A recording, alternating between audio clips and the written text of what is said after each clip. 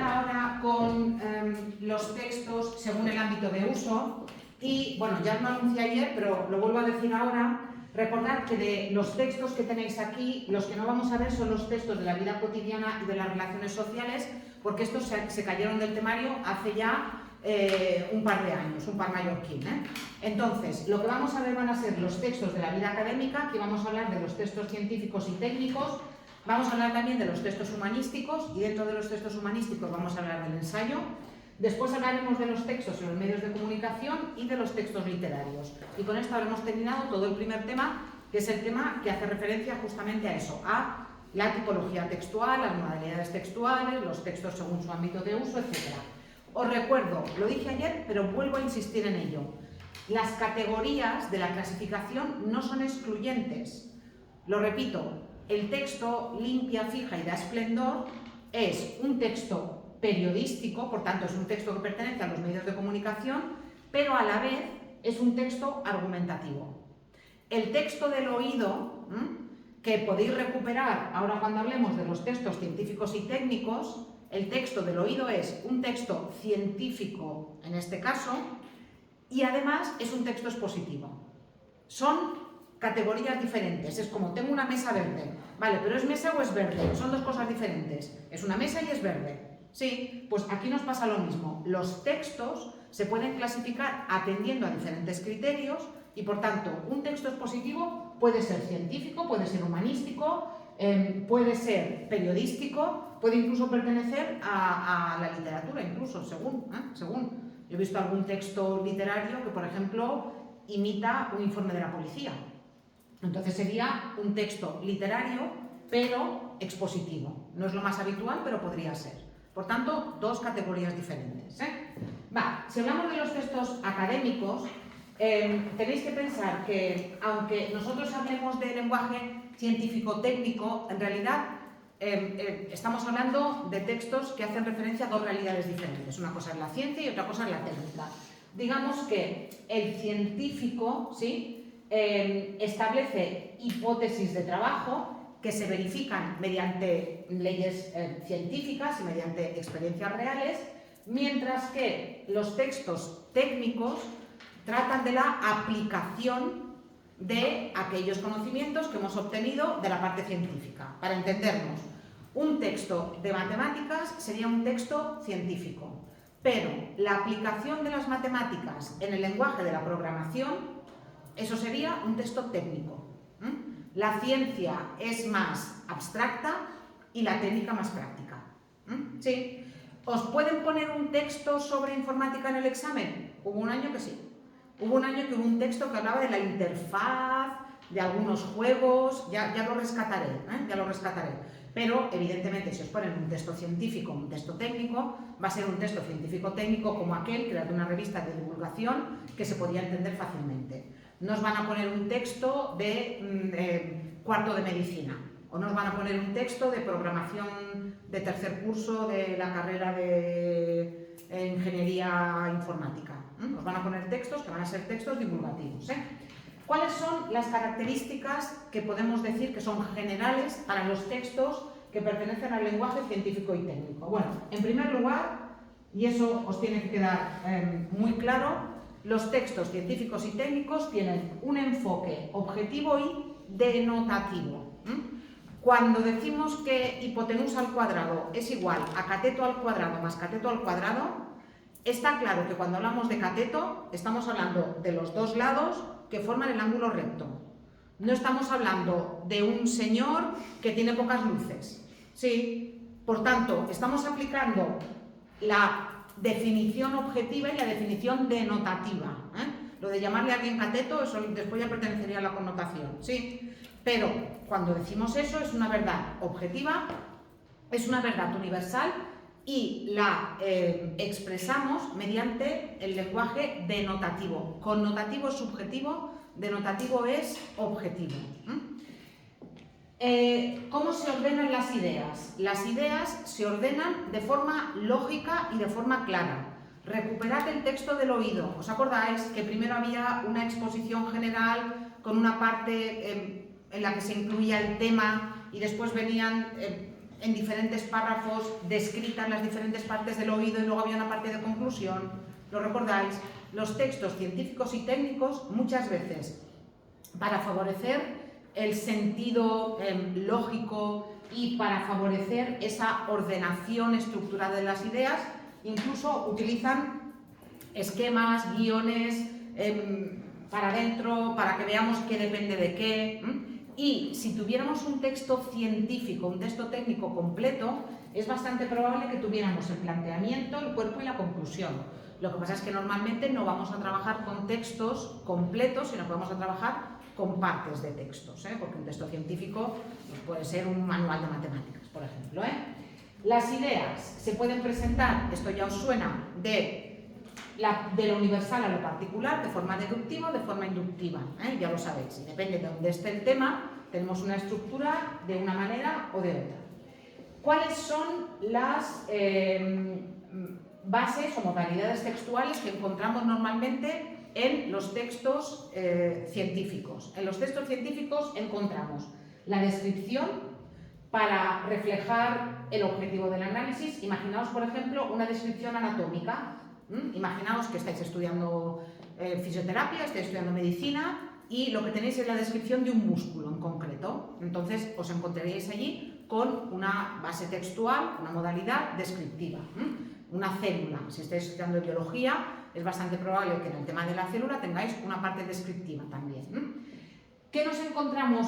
La exposición. Yo diría que la exposición es la modalidad textual que más os vais a encontrar en los textos científicos y técnicos de divulgación.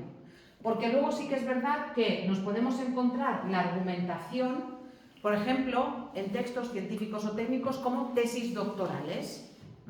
Imaginaos, alguien está trabajando sobre la influencia del cambio de las temperaturas en el medio marino de las Islas Baleares.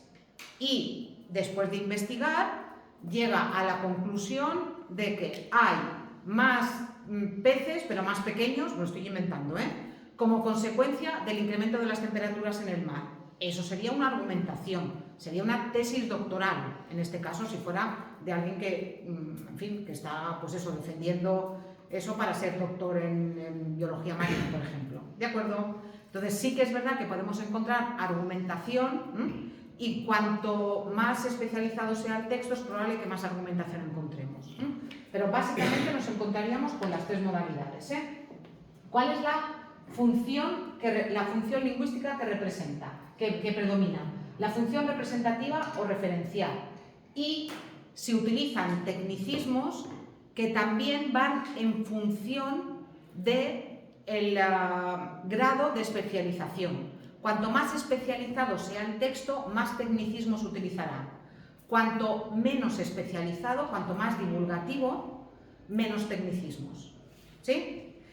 Mirad, aquí luego os voy a explicar las funciones del lenguaje, pero lo voy a hacer en otro vídeo para que no sea tan largo, porque luego si no, no hay manera de subir los vídeos muy largos. Entonces, las funciones del lenguaje, como es algo de lo que he ido hablando muchas veces, algún año lo han preguntado, en teoría no está en el temario, pero os lo podrían preguntar, porque se supone que como son características de los textos, os lo podrían preguntar. Por tanto, luego voy a hacer, 10 minutos de funciones del lenguaje. Características morfosintácticas de los textos científicos y técnicos. Bueno, predominan los sustantivos y los adjetivos con respecto a los verbos.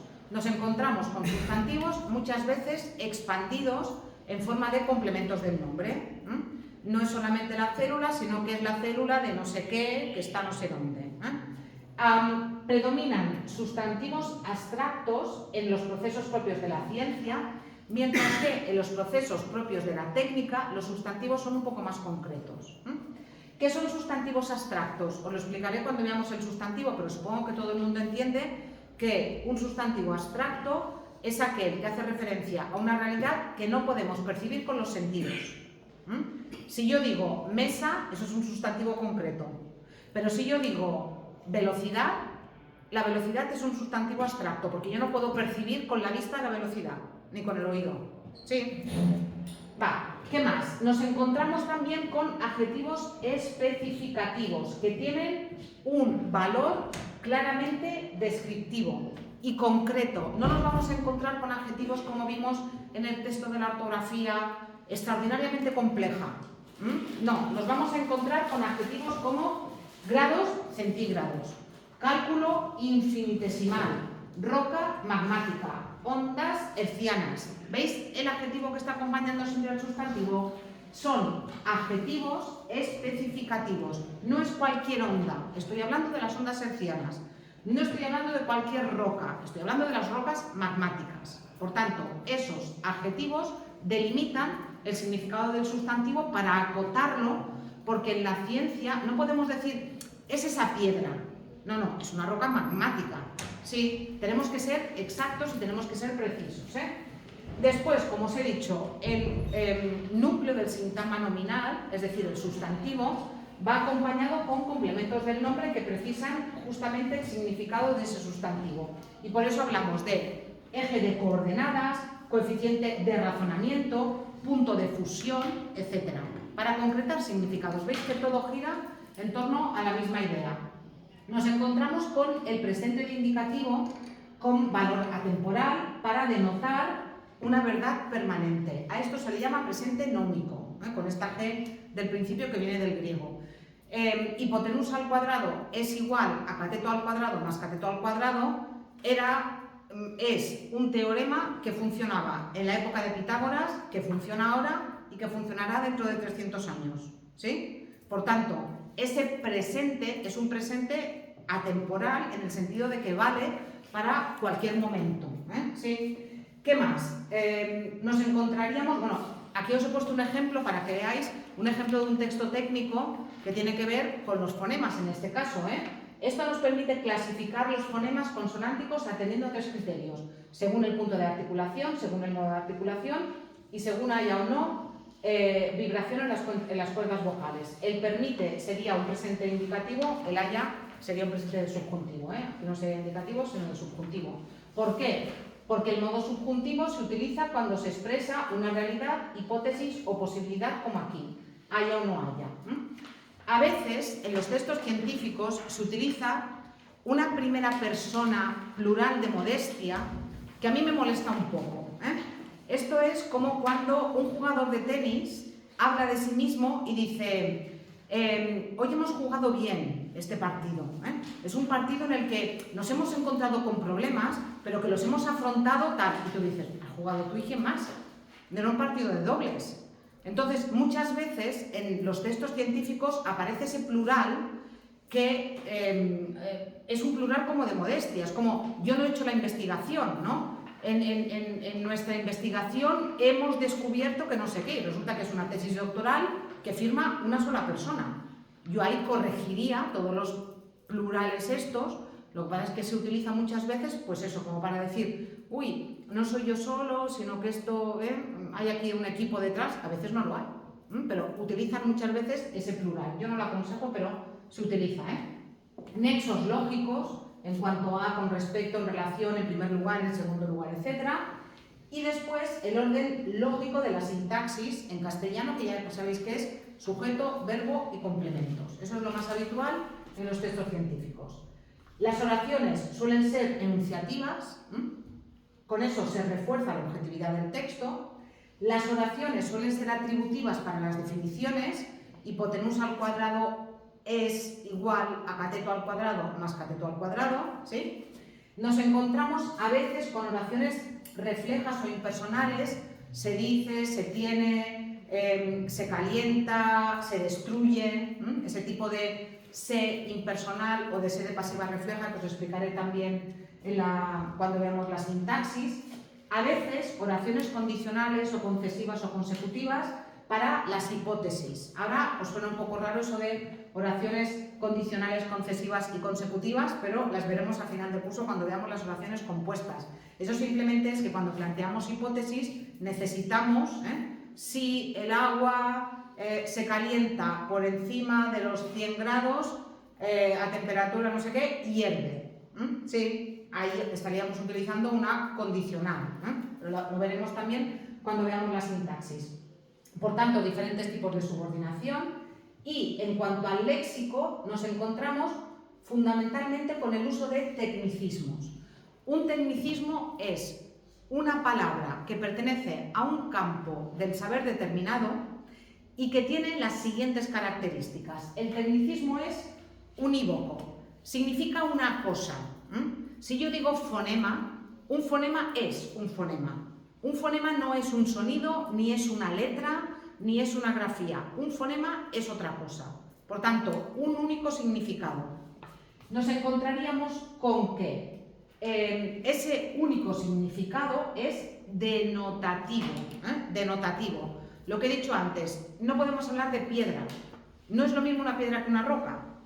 Sí, por tanto, en el lenguaje científico, el tecnicismo incluye esa denotación, esa objetividad en el uso de las palabras.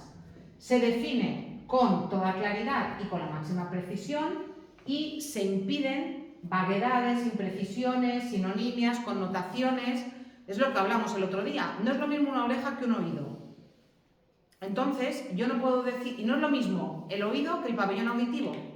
Por tanto, si yo estoy describiendo las partes de ese órgano, yo no puedo decir, es aquello con lo que percibimos los sonidos, la oreja, el oído, el no sé qué, porque no son sinónimos. Y si tenemos que repetir la palabra, si en el lenguaje científico hay que repetir la palabra muchas veces, como vimos en el texto del oído, se repite, porque lo importante es la denotación, es decir, la exactitud a la hora de utilizar el vocabulario.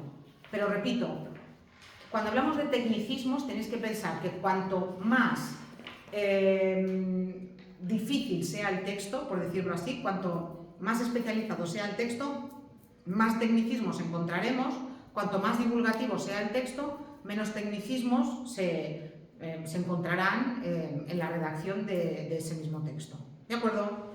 Bueno, esto es lo que os quería contar respecto del texto científico. Ahora, dejadme que os explique las funciones del lenguaje, porque os he ido hablando de diferentes funciones del lenguaje, entonces vamos a ir a ellas y después de ver las funciones del lenguaje hablaremos de los textos humanísticos y del ensayo y acabaremos la sesión de hoy.